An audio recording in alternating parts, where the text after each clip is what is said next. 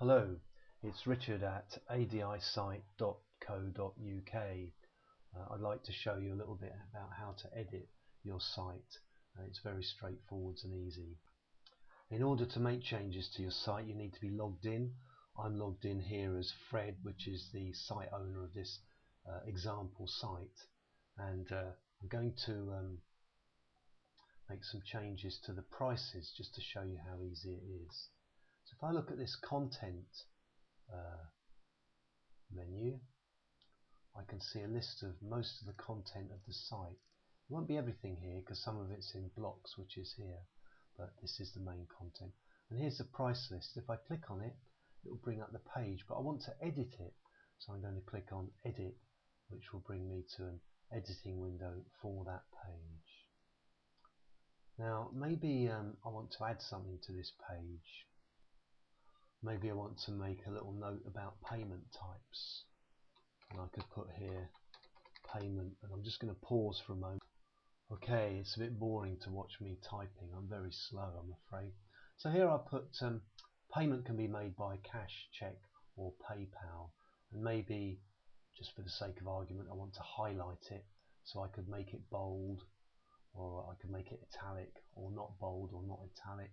Maybe I could use a different style, which would be a heading type of style, or maybe I could just go back to a normal format.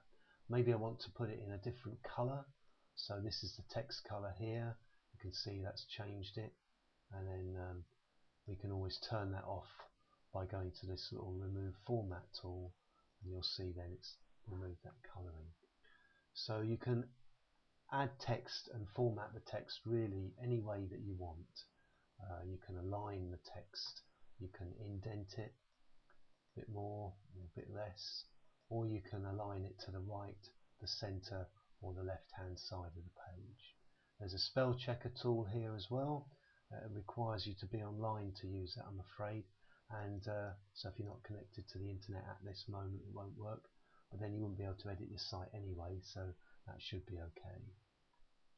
I'd just like to say about when you save your changes, we put in this new line here, payment can be made in these different ways, but this won't show up on the site unless you save it.